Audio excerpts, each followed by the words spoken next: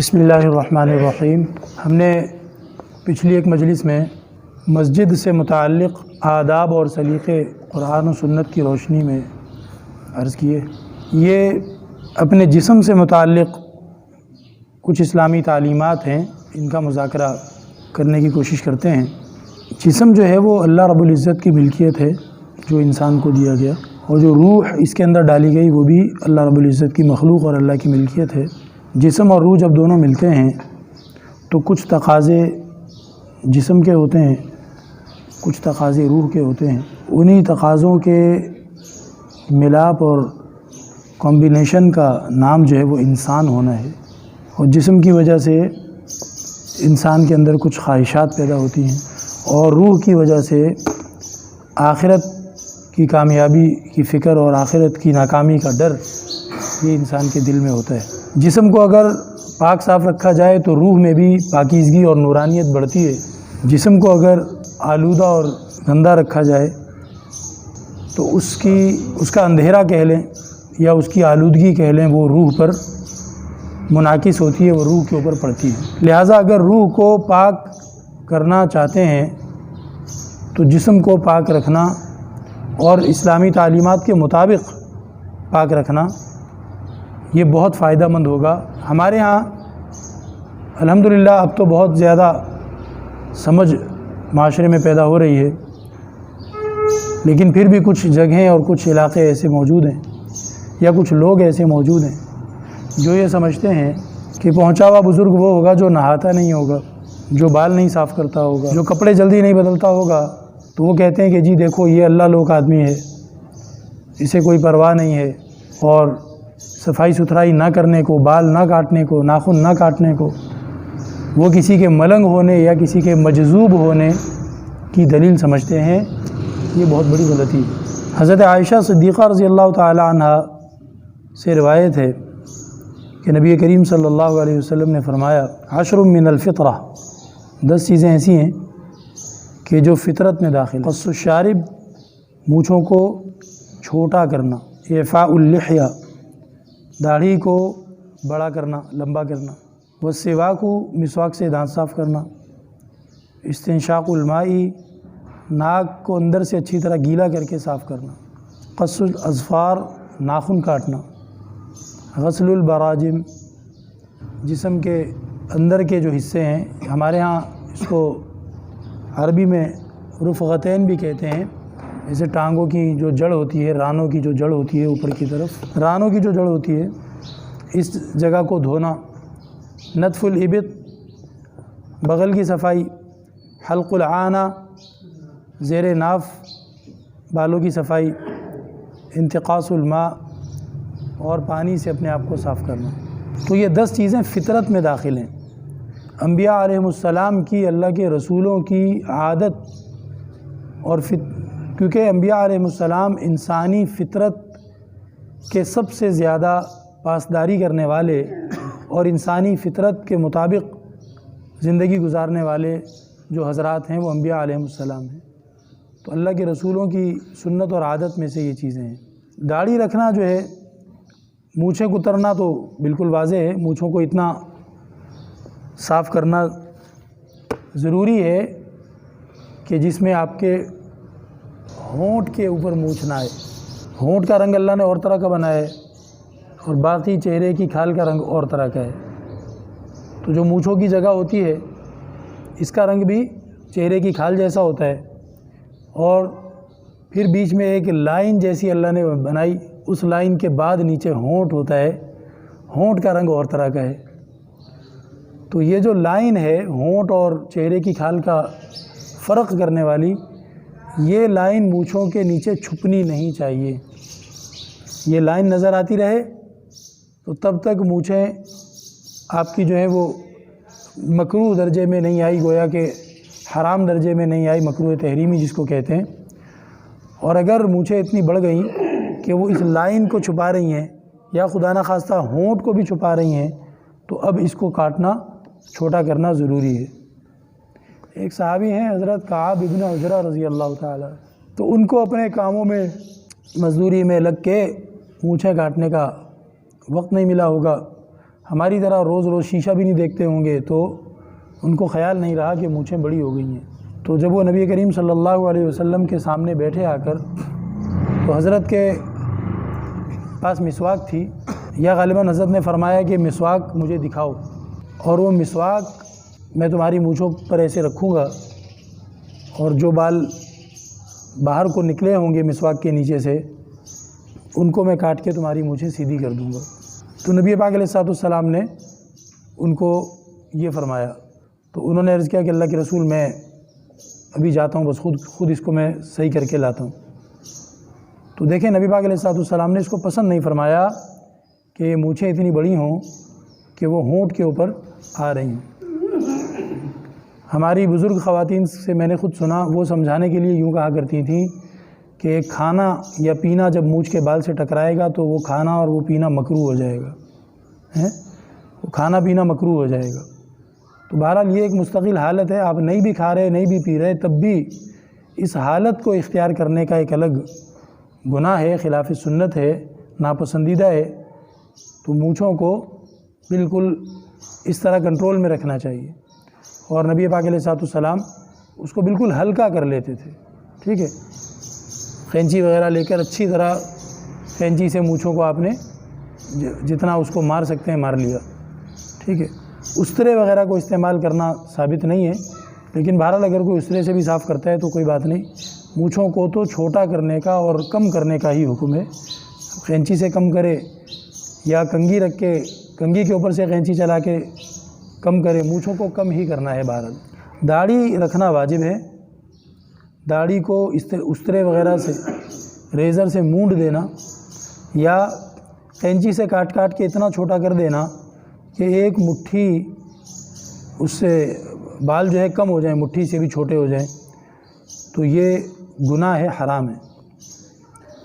ایک اللہ والے گزرے ہیں، حضرت مفتی رشید احمد صاحب، یہیں کراچی میں ہوتے تھے، ناظم آباد میں، بڑے اللہ والے تھے۔ تو انہوں نے ایک رسالہ لکھا تھا، بڑا مشہور ہوا تھا، گناہ بے لذت، ایسے گناہ جن کے کرنے میں مزہ کوئی نہیں آتا، جن کے کرنے میں مزہ کوئی نہیں آتا۔ بھئی ایک آدمی چرس پی رہا ہے یا شراب پی رہا ہے، تو وہ کہتا ہے کہ یار ہے تو گناہ لیکن مجھے سرور آتا ہے، مجھے مزہ آتا ہے اس کو پی کے، ٹھیک ہے۔ تو منع تو اس کو بھی کیا جائے گا کہ اللہ کے بندے توبہ کرو، چھوڑ دو اس گناہ کو، لیکن اس گناہ میں لگنے کی ایک ترغیبی وجہ اور ایک شوق بہرحال کار فرما ہے کہ اس کو سرور آتا ہے، اس کو مزہ آتا ہے۔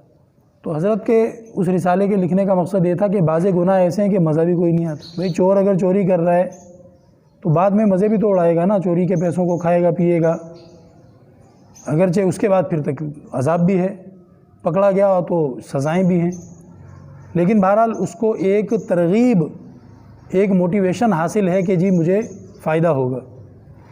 کچھ گناہ ایسے ہیں اس میں کوئی مزہ نہیں، کوئی فائدہ نہیں، تو انہی میں حضرت نے فرمایا کہ داڑھی مونڈنے کا گناہ ہے، داڑھی شیو کرتا ہے کیا مزہ آتا ہے؟ نہ تو شرابی کے شراب پینے کی طرح کوئی سرور آتا ہے، نہ اور دوسرے گناہ کرنے والوں کو مزہ ملنے کی طرح کوئی مزہ اس کو ملتا ہے، نہ کوئی پیسے ملتے ہیں، بلکہ الٹا خرچہ کر کے آج کل پتہ نہیں یہ نائی کتنے پیسے لیتا ہوگا شیو کرنے کے، تو خرچہ ہے بہرحال ٹھیک ٹھاک۔ تو گناہ بے لذت ہے اور مالی فائدے کے بجائے خرچہ ہے فضول کا، تو اس سے بچنا چاہیے۔ نبی کریم صلی اللہ علیہ وسلم نے فرمایا مشرکین کے خلاف چلو، داڑھی کو بڑھاؤ اور مونچھوں کو کاٹو۔ نبی کریم صلی اللہ علیہ وسلم نے داڑھی کاٹنے، اپنے اوپر کی طرف سے نیچے کو لٹکنے والے لباس کے ذریعے ٹخنا چھپانے اور میوزک سننے بجانے کو ایسی بدکاریوں میں شمار فرمایا ہے جن بدکاریوں کی وجہ سے حضرت لوط علیہ السلام کی قوم پٹخ کر ہلاک کر دی گئی تھی۔ تو اب دیکھیں، ٹخنا چھپانا ہمارے ہاں اس کو گناہ سمجھا ہی نہیں جاتا۔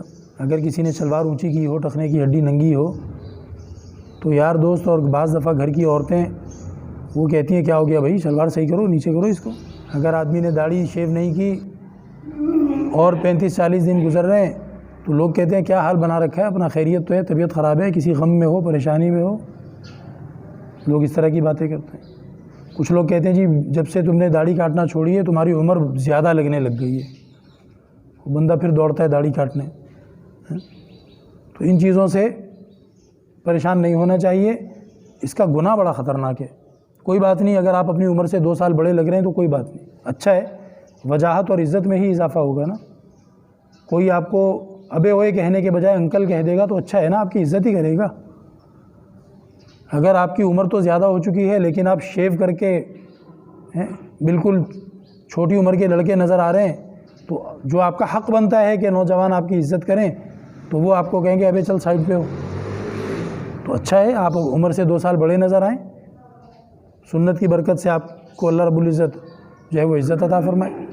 لیکن اگر کاٹتا ہے کوئی داڑھی اور وہ کہتا ہے کہ میں تو خوبصورت لگتا ہوں داڑھی کاٹ کے، تو پھر وہ یاد رکھے حضرت لوط علیہ السلام کی قوم پر جو عذاب آیا تھا تو ان کے 3 گناہ تھے، ایک میوزک، ایک ٹخنا چھپانا، اوپر سے لٹکنے والے لباس کے ذریعے ٹخنا چھپانا حرام ہے، اور ایک کیا ہے داڑھی شیو کرنا۔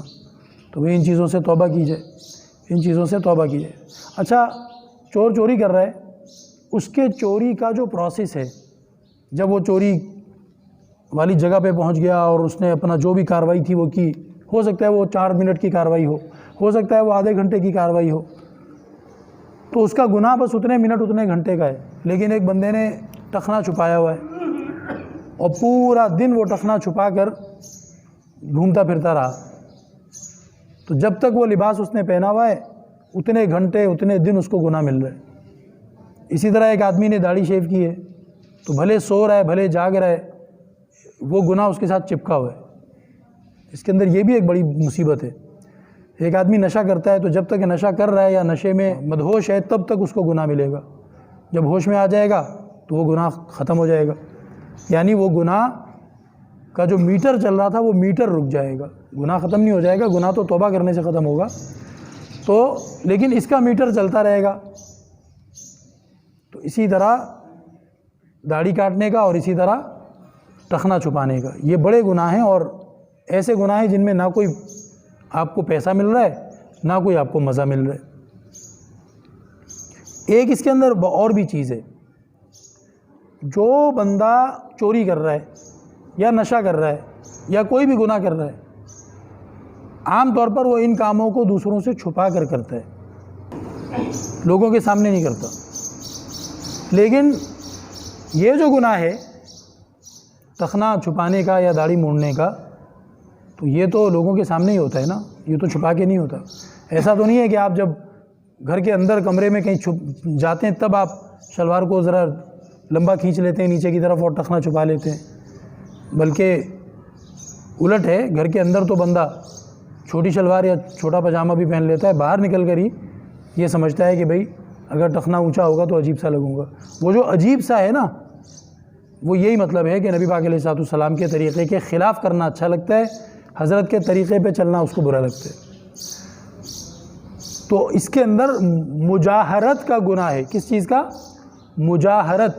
حدیث میں آتا ہے کہ کل امتی معافن الا المجاہرین، اللہ تعالیٰ میری امت کے سب گناہ گاروں کو معاف کر دیتا ہے لیکن مجاہرین کو معاف نہیں کرتا۔ مجاہرین کون ہوتے ہیں؟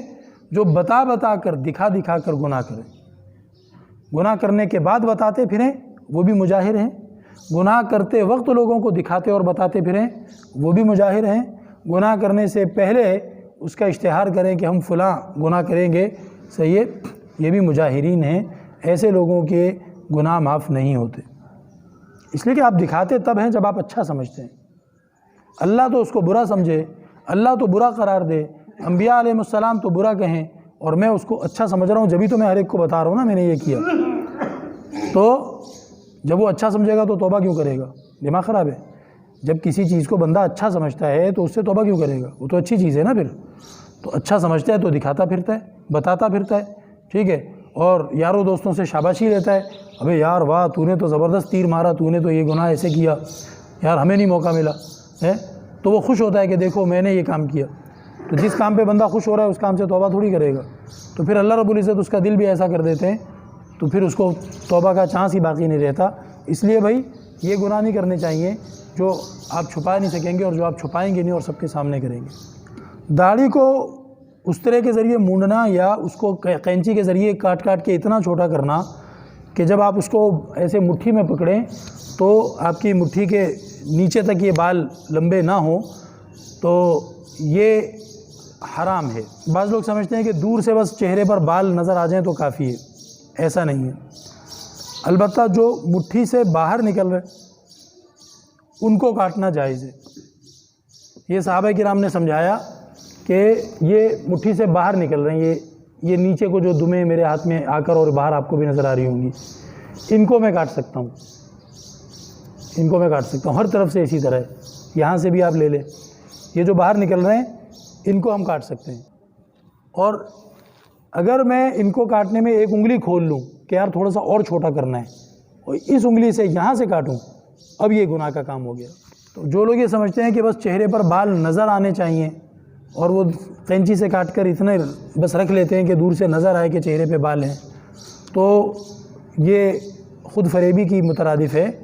داڑھی کم سے کم اتنی ہو جو صحابہ کرام نے سکھایا کہ یہ ہوتی ہے داڑھی، اور صحابہ کرام نے ظاہر ہے اپنے پاس سے نہیں کہا، نبی کریم علیہ الصلوۃ والسلام کے شاگرد تھے، نبی پاک علیہ الصلوۃ والسلام سے سیکھ کر بتایا۔ اور تیسری بات، خود نبی پاک علیہ الصلوۃ والسلام کی جو حلیہ مبارکہ حدیثوں میں آتا ہے کہ آپ کیسے دکھتے تھے، کیسے نظر آتے تھے، تو اس میں بھی آپ کے جو مبارک داڑھی کے بال ہیں وہ مسترسلہ یعنی لٹکنے والے بال ہیں۔ تو معلوم ہوا کہ لمبے ایسا نہیں تھا کہ قینچی سے کاٹ کے رکھتے ہوں اور بس دور سے پتہ چلتا ہو کہ چہرے پہ بال ہیں، نہیں ایسا نہیں تھا، بلکہ وہ بال مسترسل تھے، وہ لٹکنے والے یعنی کہ لمبے بال۔ جو جبڑا ہے نا، جبڑے پہ داڑھی ہوتی ہے، یہ جو نیچے کا جبڑا ہے یہ داڑھی ہوتی ہے۔ اب کسی کے یہ اوپر کی رخسار کی ہڈی پہ بھی بال اگ جاتے ہیں کسی کے، تو اس کو صاف کرنا جائز ہے، لیکن جبڑے کے اوپر جو بال ہیں ان کو صاف کرنا جائز نہیں ہے۔ صحیح، بعض لوگ پیچھے سے استرا لگوا کے گلے کی طرف سے اتنا سارا استرا لگوا لیتے ہیں کہ بس ایک لکیر سی داڑھی کی موجود رہتی ہے، تو یاد رکھیں یہ سب جبڑا ہے نا، دیکھیں یہ سب جبڑا ہے، تو یہاں سے آپ صاف نہیں کریں گے۔ یہ جو گلا ہے، یہ جو گلے میں ایک اونچی سی جگہ ہوتی ہے، اس کے نیچے سے اگر کوئی چاہتا ہے تو وہ صاف کر لے، اگر اس کے سمجھتا ہے کہ بال بہت زیادہ آ رہے ہیں تو کر لے۔ تو جبڑے کے اوپر آپ یہ شیو بھی نہیں کریں گے اور جبڑے کے بالوں کو ایک مٹھی سے چھوٹا بھی نہیں۔ مونچھیں اتنی چھوٹی کرنا کہ ہونٹ کے کنارے، اس کو ہم بیان کر چکے ہیں۔ مونچھوں کی جو دمیں ہیں ان کو لمبا کرنا جائز ہے، مونچھوں کی دموں کو لمبا کرنا جائز ہے، یعنی مونچھوں کو ہونٹ کے اوپر نہیں آنے دیں گے، بس ہم یہاں سے جو ہونٹ کی طرف کو نیچے کو لمبی ہوتی ہے وہ ہم کاٹتے رہیں گے، اور جو یہ دم ہوتی ہے جو کان کی طرف جا رہی ہوتی ہے، اس دم کو آپ لمبا کر سکتے ہیں، اس کو آپ داڑھی میں شامل کر لیں، ٹھیک ہے، تو وہ جائز۔ عورت کے لیے اپنے سر کے بال اس طرح پھروانا یا اتنے چھوٹے کرنا کہ وہ مردوں جیسے ہو جائیں حرام ہے۔ حدیث میں ہے کہ اللہ تعالیٰ کی رحمت سے محروم رہتی ہیں ایسی عورتیں، لہذا شوہروں کو بھی چاہیے کہ اپنی خواتین کو اس بارے میں آگاہی دیں، بجائے اس کے کہ بعض شوہر الٹی سیدھی فرمائش کرتے ہیں کہ تم بال چھوٹے کروا لو اور ایسی کٹنگ کروا لو، ایسی کٹنگ کروا لو۔ یاد رکھیں یہ سخت گناہ کی بات ہے اور اللہ کی رحمت سے محرومی کی بات ہے، اور نبی کریم صلی اللہ تعالیٰ علیہ وسلم نے خود اتنے لمبے بال رکھے ہیں کہ یہ کان کا جو نرم حصہ ہوتا ہے نیچے، اس سے بھی نیچے آ جاتے تھے آپ کے بال۔ البتہ کندھوں پہ ٹکرانے نہیں دیتے تھے، کندھوں سے بھی نیچے کو جا رہے ہوں، جب کندھوں پہ ٹکراتے بال تو پھر نبی پاک علیہ السلام ان کو چھوٹا کر لیا کرتے تھے۔ تو اب عورت کے بال اگر لمبے ہیں اور وہ اتنا کٹوا لیتی ہے اس کو کہ وہ کندھے سے پیچھے آ جاتے ہیں، کندھے سے اوپر آ جاتے ہیں، تو سمجھو کہ یہ مرد والا اسٹائل اس نے کٹوا لیا، اور مرد والا اسٹائل کٹوانا عورت کے لیے بالوں کا یہ حرام ہے۔ اللہ کی لعنت ہے مردوں کو عورتوں جیسا بننے پر اور عورتوں کو مردوں جیسا بننے پر، اللہ جل شانہ کی لعنت ہے، اس لیے اس چیز سے بہت زیادہ پرہیز کرنی چاہیے۔ زیر ناف بال مرد کے لیے استرے سے صاف کرنا یا کسی اور دوا وغیرہ سے صاف کرنا یہ جائز ہے، ٹھیک ہے، اور عورت کے لیے زیادہ بہتر یہ ہے کہ اس میں لوہا استعمال نہ کرے، استرا وغیرہ استعمال نہ کرے۔ اور جو نتف الابط یعنی بغل کے جو بال ہوتے ہیں اس کے لیے بہتر یہ ہے کہ اس کو اکھیڑے۔ استرا، بلیڈ، لوہا استعمال کرنا جائز تو ہے، لیکن صحت کے لیے بھی زیادہ بہتر یہی ہے کہ اس کو اکھاڑ لیں۔ مختلف چیزیں آ گئی ہیں اکھاڑنے والی آج کل، ویکس وغیرہ بھی کر لیتے ہیں اور ویسے بھی، تو اس کو اکھاڑنا زیادہ بہتر ہوتا ہے۔ حالت جنابت میں صفائی کرنا اضافی بالوں کی جائز ہے، لیکن بہتر نہیں ہے۔ اگر اس کو خطرہ ہے کہ بعد میں ٹائم نہیں ملے گا تو ٹھیک ہے، حالت جنابت میں پہلے صفائی کر لے، بعد میں نہا لے۔ اور بہتر یہ ہے کہ پاکی کی حالت میں بالوں کی صفائی کرے۔ مونچھوں کو چھوٹا کرنا، بغلوں کی صفائی کرنا، زیر ناف کی صفائی کرنا، ناخن کاٹنا ہر 7 دن کے بعد مستحب ہے، زیادہ ثواب ہے اس میں۔ اور ایسی ترتیب بنا لے کہ جمعے کی نماز جو ہے وہ تازہ صفائی کے بعد پڑھ رہا ہو، جمعے کے دن ہی کر لے۔ اگر جمعے کے دن اس کی ڈیوٹی ہوتی ہے تو چلو جمعرات کی رات کو کر لے، تاکہ جمعے کے دن جب نماز جمعے کی پڑھنے جائے تو اس نے تازہ صفائی کی ہو۔ یہ زیادہ افضل ہے، زیادہ بہتر ہے۔ اگر ہفتے میں 1 دن نہیں کر سکا تو 15 دن میں کرے، اور 40 دن سے آگے کرنا یہ گناہ کا کام ہے۔ 40 دن کے بعد بھی نہیں کرتا تو اب یہ گناہ گار ہوگا۔ وہ ایک مرتبہ ہم کہیں گئے تو وہاں اصل لوگ تو موجود نہیں تھے، پتہ نہیں، تو ذرا ہمیں کھڑے رہنا پڑا، گھنٹی ونٹی بجاتے رہے، کھڑے رہنا پڑا۔ تو ذرا دیر کے بعد ایک جو وہاں کے چوکیدار تھے، پختون تھے، تو وہ باہر آئے اور انہوں نے ہم سے پوچھا اور پھر معذرت کرنے لگے کہ مجھے ذرا دیر ہو گئی، آپ لوگوں کو کھڑے رہنا پڑا۔ تو انہوں نے عجیب انداز سے بتایا، کہنے لگے کہ اصل میں کافی دنوں سے ہندو جیسا لگ رہا تھا، کافی دنوں سے ہندو جیسا لگ رہا تھا، تو اس لیے مجھے ذرا دیر ہو گئی۔ تو بہرحال تو یہ بھی ایک اچھی تعبیر ہے کہ یہ کافروں کی روش اور کافروں کی حرکت ہے کہ آپ صفائی نہیں کرتے یا آپ اس میں سستی کرتے ہیں۔ تو انہوں نے کہا کہ کافی دنوں سے ہندو جیسا لگ رہا تھا تو اس لیے دیر ہو گئی۔ کہتے ہیں کہ جو آپ نے اپنے جسم کی صفائی کی ہے، بال یا ناخن وغیرہ کی، اس کو کچرے میں نہ پھینکے کہ اس سے مختلف نفسیاتی اور بعض دفعہ جسمانی بیماریوں کا بھی خطرہ ہوتا ہے، تو اس سے بیماریاں لگتی ہیں۔ گندی جگہوں پہ شیاطین ہوتے ہیں، تو آپ اپنے جسم کا حصہ وہاں پھینکتے ہیں نا، جب لے جا کے ناخن آپ نے وہاں پھینک دیے، بال آپ نے وہاں پھینک دیے، تو شیاطین کا زور آپ کے جسم کے کسی بھی حصے پہ چلتا ہے تو پھر باقی جسم بھی آپ کا اس سے پریشان ہوتا ہے۔ اس لیے گندی جگہ پہ نہ پھینکیں۔ بہتر یہ ہے کہ اس کو کسی پودے وغیرہ میں، پودے گملے کی مٹی میں کہیں اس کو دفن کر لیں۔